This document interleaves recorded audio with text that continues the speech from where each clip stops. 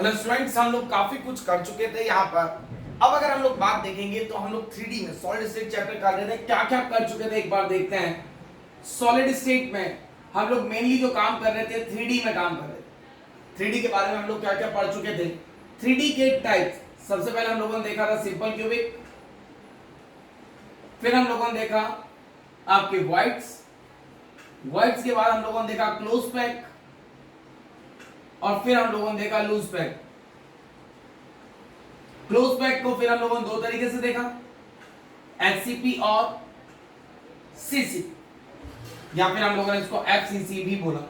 Loose pack में आता है BCC, body centred close pack structure. क्या होता है body centred close pack structure? फिर हम लोग एक एनसीईआरटी का क्वेश्चन भी देखेंगे कैसे आते हैं और फिर कैसे इसके क्वेश्चंस बनते हैं। Body centred close pack structure की अगर हम लोग बात करें तो यहां देखते हैं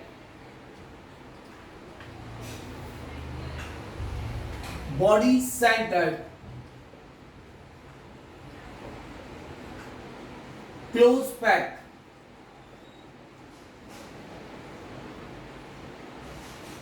स्ट्रक्चर।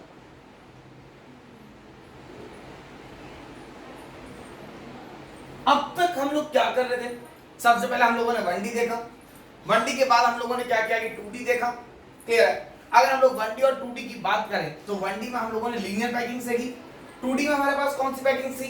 2D की अगर हम लोग बात करें 2D में हम लोगों ने दो तरीके की देखी, स्क्वायर प्लेनर और हेक्सागोनल प्लेनर। स्क्वायर प्लेनर के ऊपर अगर मैंने एलिमेंट्स को अरेंज किया, if I arrange the elements over the square planar then I got the simple cubic structure। Hexagonal के ऊपर अगर मैंने लेयर रखी तो दो टाइप्स की हमें वॉइड्स मिली थी। कौन कौन सी वॉइड्स मिली थी? टेट्राहेड्रल वॉइड और ऑक्टाहेड्रल वॉइड। उन्हीं को हम लोगों ने यूज किया कि टेट्राहेड्रल के ऊपर अगर तीसरी लेयर में रखता हूं तो मुझे क्या मिलेगा? आपके HCP, hexagonal close pack structure. और ऑक्टाहेड्रल के ऊपर अगर मैं अपनी तीसरी लेयर रखता हूं तो मुझे मिला था क्यूबिकल क्लोज पैकिंग या फिर face centred close pack structure.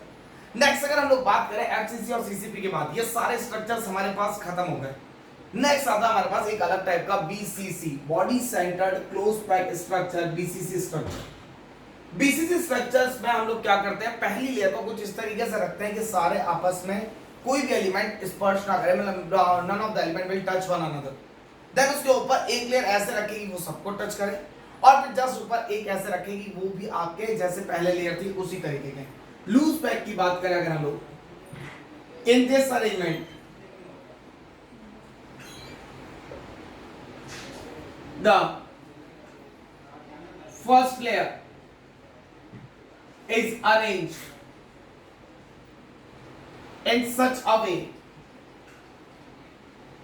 that atoms does not touch one another, but the second layer over first will touch all four atoms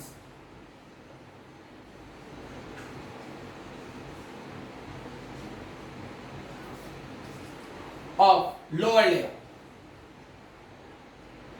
and the third layer will be identical to the first one, will be identical to the first one। यहां से अगर बात करें तो पहली layer को मैं कुछ इस तरीके से रखूं,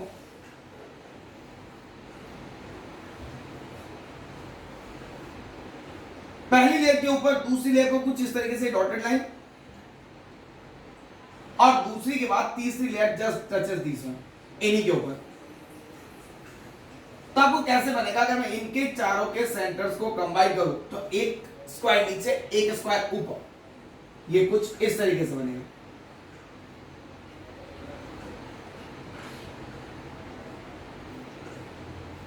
ऐसे कुछ बनेगा जिसके अंदर एक लेयर यहां एक लेयर यहां, ये दोनों एटम्स आपके आपस में टच नहीं करेंगे। देन कैसे बनेगी हमारी लेयर्स? बहुत ही अच्छे से हम लोग इसको क्लियर आउट करके देखेंगे ताकि हमको अच्छे से समझ में आ जाए। फर्स्ट लेयर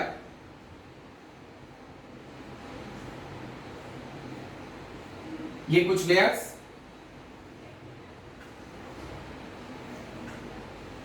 ये 4 एटम्स जो आपस में एक दूसरे को टच नहीं करेंगे। क्लियर है? अब लास्ट लेयर ये कुछ इस तरीके से पीछे आएगी,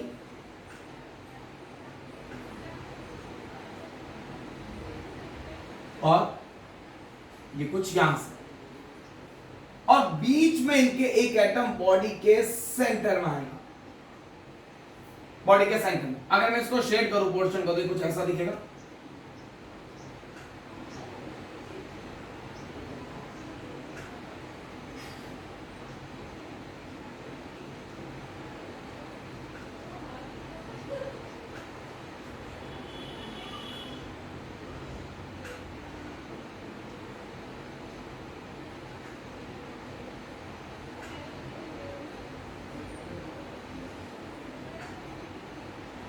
ये कुछ स्ट्रक्चर्स आपको दिखाई देगा। ये कहां पर आ गए आपके कॉर्नर पर, ये कहां आ गया आपका बॉडी सेंटर पर। तो अगर मैं इसका छोटा वाला डायग्राम बनाऊं, आपके एक डॉट डायग्राम की अगर बात करें, तो डॉट डायग्राम में एटम्स कहां प्रेजेंट हो जाएंगे आपके, एटम्स 1 2 3 4 5 6 7 और 8 यहां पे एटम्स आएंगे, और एक आएगा बॉडी के सेंटर में, एक आएगा बॉडी के centre. Then number of atoms, number of atoms की अगर हम लोग बात करें तो कहां आएंगे, corner plus body centre. Corner कितने, 8, एक का कंट्रीब्यूशन 1/8, बॉडी सेंटर कितना 1, एक का कंट्रीब्यूशन कितना 1, तो टोटल एटम कितना होगा 2, तो z कितना होगा इसके लिए 2, इनके लिए z कितना हो जाएगा आपके 2। Packing efficiency, packing efficiency is the 68%. How much packing efficiency is present? 68%. कितना पैकिंग है इसका, 68% पैक्ड है। क्लियर है? तो मतलब टोटल स्पेस में से एटम से कितनी स्पेस भरी है, 68%। नेक्स्ट अगर बात करें पैकिंग एफिशिएंसी की, पैकिंग एफिशिएंसी के बाद हम लोग देखें इसको, तो coordination number, next major heading coordination number. What will be the coordination number of these elements, 8। अरे सेंट्रल एलिमेंट से 4 ऊपर टच हो रहे और 4 नीचे की साइड में, देखिए तो 1 2 3 4, अगर इस एलिमेंट की बात करता हूं मैं, ठीक है, 5 6 7 और ये 8, 8 एलिमेंट इसके टच हो रहे हैं, then coordination number will be 8। 2 layers में इसका कोऑर्डिनेशन नंबर कितना होता है 4। देन ये था आपका अरेंजमेंट। सारे हम लोगों ने अरेंजमेंट देखे 3D में, अगर मैं पहली लेयर के ऊपर दूसरी लेयर कुछ इस तरीके से रखूं कि वो एक दूसरे को टच ना हो। क्लियर है? तो जो पैकिंग बनेगी वो आपकी कैसी बनती है, आपके BCC। फर्स्ट लेयर के एटम किसी को टच नहीं करेंगे, सेकंड लेयर के एटम उसके ऊपर नीचे वाली सारी लेयर्स को टच करेंगे, थर्ड लेयर के एटम उसके ऊपर जैसे फर्स्ट रखी थी वैसे ही हम लोग रखेंगे, तो एक ऐसा स्ट्रक्चर बना, सैंडविच लाइक स्ट्रक्चर बन जाएगा आपका। आप ये देखेंगे तो एक एटम बीच में आ गया, 4 ऊपर वाली लेयर, ठीक है, अरे कॉर्नर की ये कौन सी लेयर्स है, ये है फ्रंट लेयर, और ये डॉटेड से कौन सी लेयर्स है, बैक लेयर।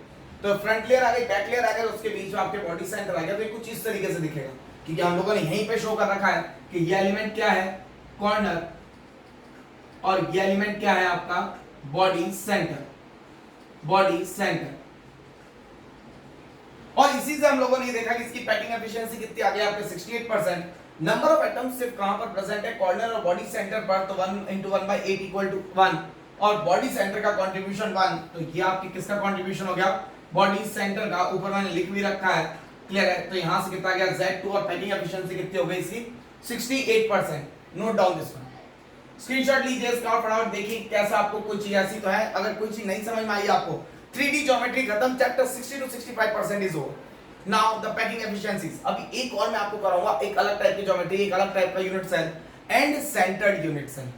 एंड सेंटर्ड क्या होता है, कैसे उसको वॉच करते हैं, क्या क्या देखते हैं एंड सेंटर में, वो हम लोग चीजें देखने वाले हैं। देखिए इसको,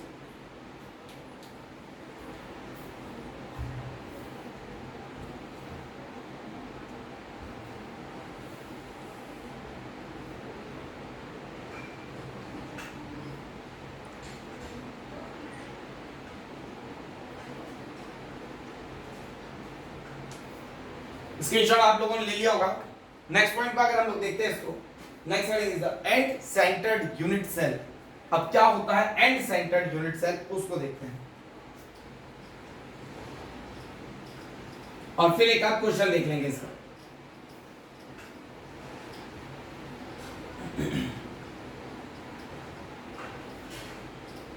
जैसे हम लोगों ने एबी वाले क्वेश्चन देखे थे, एक दो क्वेश्चन इससे भी बनते हैं। एक एनसीईआरटी का क्वेश्चन देखेंगे हम लोग पहले कि कैसे होते हैं क्वेश्चंस, और फिर आपको आगे ले चलेंगे।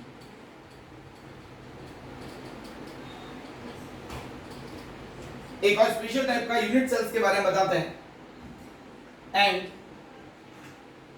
Centre unit cell. What is end centre? End centre का मतलब एटम्स को कहां अरेंज करना, कॉर्नर और अल्टरनेट फेस पर। whenever it is a type of cubic unit cell where atoms are present at corner and alternate faces। याद करिए मेरा पहला और दूसरा लेक्चर, जब मैंने यूनिट सेल्स और कंट्रीब्यूशन और लैटिस पॉइंट्स के बारे में बताया था, तो मैंने इस चीज को एक्सप्लेन किया था आपको। अल्टरनेट फेस का मतलब क्या होता है? Opposite face. अल्टरनेट फेस का मतलब क्या होता है? Opposite face. तो यहां पर क्या बोल रहा है कि एटम कहां प्रेजेंट है?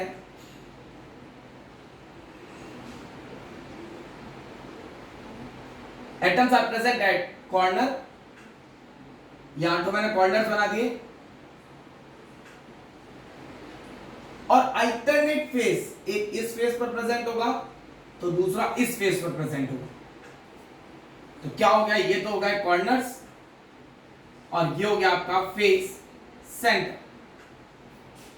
एक हम लोगों ने ले लिया कॉर्नर और दूसरा क्या लेंगे? Face centre. Number of atoms अगर फाइंड आउट करें, नंबर ऑफ एटम इसके अंदर Z को अगर देखें तो एटम्स है कहां पर?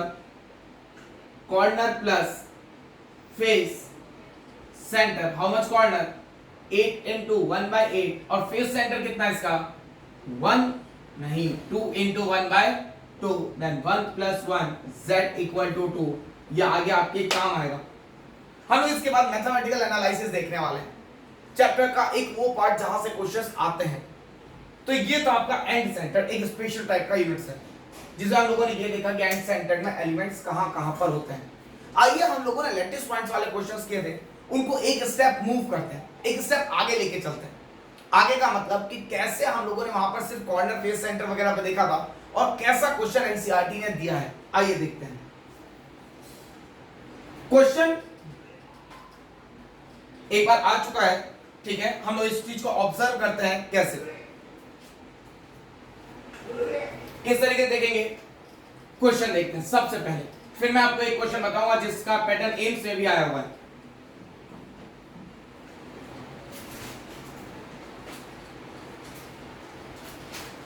और हम देखेंगे हम लोगों ने कॉपी में कितना कर रखा है।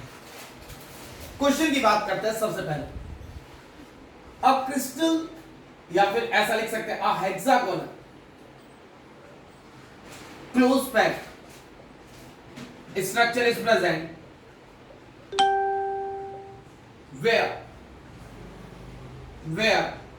A atoms occupy the hexagonal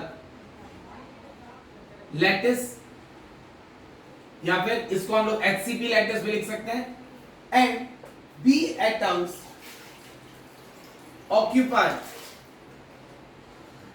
2/3 of tetrahedral void, then find out the formula। बात आ गई यहां पर। अब इसे ए और बी को ना देखकर के क्या बोल दिया कि ए जितने भी एटम्स है वो किसको ऑक्यूपाई कर रहे हैं? HCP लैटिस को, और बी किसको कर रहे हैं? टेट्राहेड्रल वॉइड को। तो इसका मतलब आपको एक एक का कंट्रीब्यूशन भी पता होना चाहिए, ये भी पता होना चाहिए टेट्राहेड्रल वर्ड्स क्या होती हैं, ये पता होना चाहिए टेट्राहेड्रल वर्ड्स को निकालते कैसे हैं। थोड़ा सा फ्लैशबैक लेते हैं हम लोग। सबसे पहले की बात करते हैं आंसर। आपको क्या बोल रखा है? ए बोल रहा है HCP पर, हेक्सागोनल क्लोज पैक स्ट्रक्चर, याद करें हम लोग हेक्सागोनल क्लोज पैक स्ट्रक्चर कैसा था, कुछ इसी तरीके से था हेक्सागोनल आपका, याद आया भाई हेक्सागोनल यही था। कहां कहां आइटम्स था हेक्सागोनल में, 1 2 3 4 5 6 6 कॉर्नर्स, 1 2 3 4 5 एंड 6 12 कॉर्नर्स और 3 क्या थे आपके बॉडी सेंटर। तो आपके एचसीबी में आइटम्स कहां थे, कॉर्नर प्लस फेस सेंटर, ये दो फेस सेंटर होंगे, plus body centre, that means corner कितने 12, एक का कंट्रीब्यूशन 1/6, याद आया हेक्सागोनल का कंट्रीब्यूशन हम लोगों ने यहां से देखा था 1/6, क्लियर है। फेस सेंटर कितने 2 into 1/2, बॉडी सेंटर कितने 3 into 1, then answer will be 2 plus 1 plus 3, that means 6, z equal to 6। तो a की वैल्यू कितनी आ गई आपके पास 6, नंबर ऑफ आइटम 6, तो a भी कहां है, नंबर ऑफ आइटम्स तो ये a की वैल्यू भी कितनी आ गई आपके पास 6, a आइटम 6 हो गया। अब आपको पता है सिंस वी नो दैट क्या जानते हो भैया, we know that tetrahedral void equal to twice into number of atoms, twice into number of atoms, since z equal to 6, तो tetrahedral void total कितनी हो गई 6 into 2 equal to 12, 6 into 2 कितना हो गया 12। बट आपको क्या बोल रहा है कि b कहां पर प्रेजेंट है, b कहां पर प्रेजेंट है 2/3 of the tetrahedral void, b कहां पर प्रेजेंट है आपका 2/3 of the tetrahedral void, then 2/3 into tetrahedral void is 12, 2/3 into tetrahedral void कितनी है 12, then ये कितना आ गया 8, 2/3 तो बोल रहा है, तो b की वैल्यू कितनी आ गई आपके पास 8। तो आपके पास जब फॉर्मूला जब बनाएंगे तो हम लोग क्या लिखेंगे a रेशियो b, और a रेशियो b कितना आ गया आपका 6:8 या फिर 3:4, जिसको हम लोग क्या लिखेंगे A3B4, this is the formula. Question दे रखा है एनसीईआरटी में, ये बहुत इजी गोइंग हो गया क्योंकि हमारे बेसिक्स क्लियर थे। अगर आपके बेसिक पॉइंट्स क्लियर हैं तो क्वेश्चंस बहुत इजीली होंगे, अगर बेसिक्स क्लियर नहीं है तो बहुत दिक्कत देगी। क्या बोल रहा था, A atoms are the HCP lattice, तो एचसीपी को हम लोगों ने बता दिया, B atoms are the tetrahedral void, तो पहले एचसीपी के नंबर ऑफ एटम्स निकालना चाहता था कौन से, फिर हम लोग को पता चलेगा कि नंबर ऑफ एटम्स से ट्वाइस होती है टेट्राहेड्रल वॉइड्स, और जब नंबर ऑफ एटम्स से ट्वाइस होती है तो हम लोगों ने टेट्राहेड्रल वॉइड को पहले ट्वाइस किया, total number of tetrahedral voids निकाली, जब total number of tetrahedral voids आ गए उसको फिर 2/3 किया क्योंकि क्वेश्चन 2/3 ही तो बोल रहा हूं, देन 2/3 करके फिर हम लोगों ने नंबर ऑफ एटम्स निकाले और फिर ए और बी का ratio. This is the level 2 of that type of questions which we have done previously. क्या बोल रहे थे कि किस तरीके से हम लोग इनको अरेंज कर सकते हैं। Now one more question which was asked in the competition exams. यहां पर अगर एक क्वेश्चन को अगर मैं इस तरीके से, तो पहले इसका स्क्रीनशॉट लीजिए फटाफट। Next question number 2,